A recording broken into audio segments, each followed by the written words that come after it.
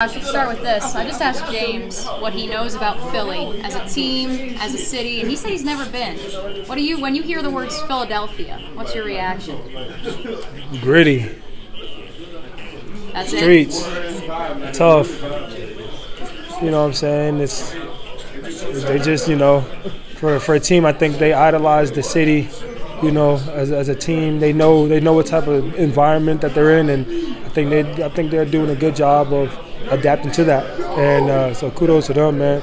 But Philly, man, I'm trying to give me a Philly cheesesteak when I get up there. My dad was a huge Philly fan growing up, so I seen a lot of green in my life. Now it's my first opportunity to play against them, go close to home a little bit.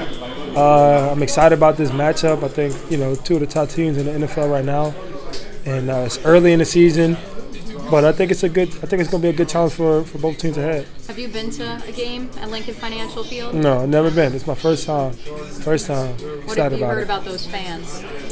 I mean, I heard they crazy, but, ain't nothing more crazy than going to the Black Hole, their last home game, and beating them there. That was crazy. Absolutely. Now for Doug, obviously I know you take it one game at a time, but knowing his history with this team, does that make you guys want this one just a little bit more? I mean, it's hard to say because you don't want to dictate, like, I want it more, I want it less. You know what I'm saying? That's when you start pick and choosing your battles. I feel like for us, man, I feel like we continue I feel like a credit to him that we continue to do what we do.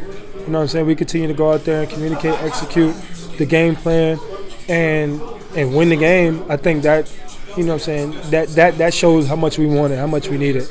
But, for him to go back, Coach Shuey coached there for a minute too. So for him, it's a homecoming as well. So I'm excited to go back there. I'm excited for them, and I'm excited to play hard for them. Jalen Hurts is obviously very different than the three previous quarterbacks that you faced in the first 3 weeks of the season. How do you contain him? I think up front, man, we just have to continue to do what we do. I think our game plan, our rest plan is not going to be different. Good quarterback. We're excited to play against him. He does a lot of good job in the air, and plus, with his feet. So, containing him is also a key factor. But, we got to win. You know what I'm saying? We got to rush up front. We got to do what we do. We got to bring them down when the chances come. As the captain of this defense, what are you most proud of? That turnover differential or the #1 rush defense in the National Football League?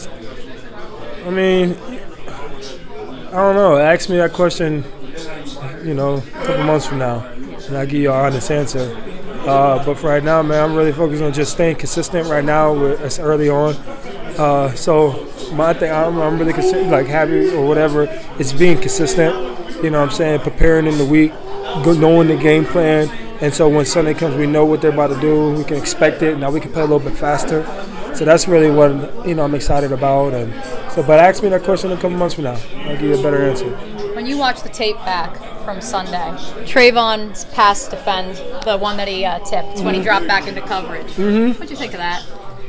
Yeah. I mean, I'm trying to, for a guy that size, man, to be able to move and to drop into coverage is a huge asset for us. Because now it's like, yeah, he's 270, 6'5", he's not going to be dropping. But then when he does drop, he makes plays like that. That puts a little different taste in a lot of offenses scheming things up. Because you got to account for that. For him to make a play like that was huge for us and huge for the defense and a lot of momentum.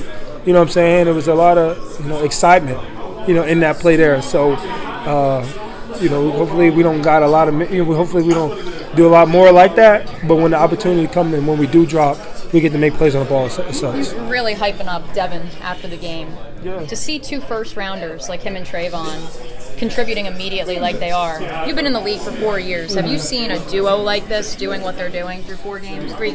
I mean, not really, because I've always been worried about myself and then my team. But, I said it early on, man. I think those 2 players are going to be 1 or 2 in Defensive Rookie of the Year voting. If one of them is going to win it, and I still believe that. And they're playing as such.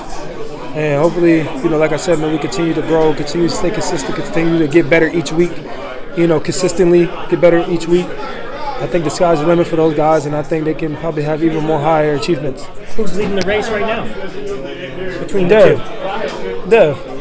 What have you liked from? It's close though. It's close, you know what I'm saying? But according to once we start winning, start getting in our groove on deeper in the season, I think they're going to shine a lot more. You know what I'm saying? Because your best players are going to make the best plays in the game, and those opportunities comes, you can't miss them. They haven't missed a lot of them. So, what have you